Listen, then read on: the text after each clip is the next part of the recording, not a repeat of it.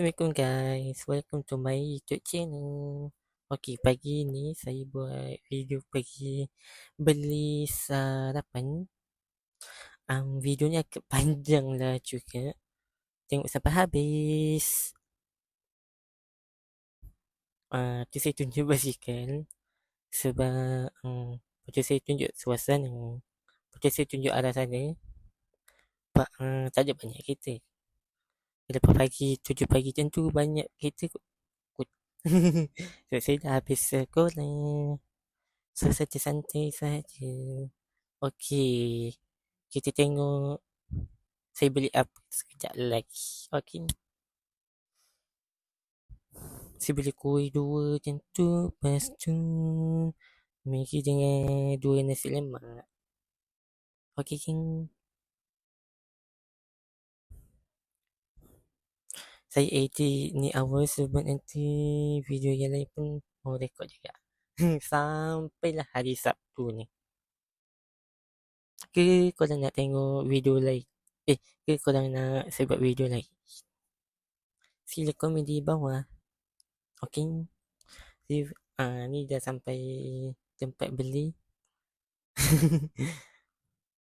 Tu saya beli kuih. Tu ada orang kat belakang tu yang saya tutup pakai tu. Saya malu sebenarnya. Saya sudah malu. Okey. Masa ni tengah tunggu. Sekejap, video ni panjang lah pula.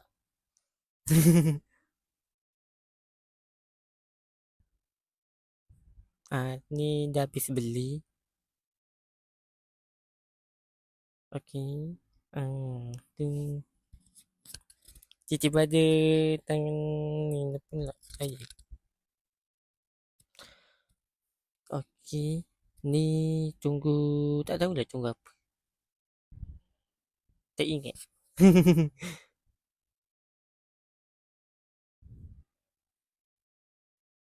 Saya rekod sikit. Tu lawak-lawaknya.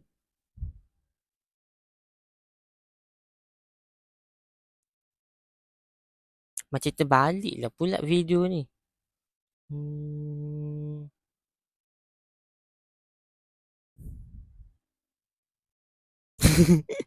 Macam terbalik lah pula.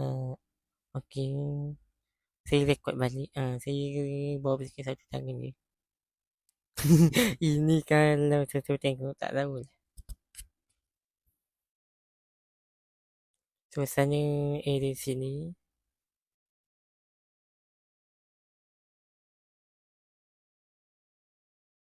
Okey. Food over sahaja. Saya tutup suara ke? Okey, tapi ni sudah dah nak balik ke rumah.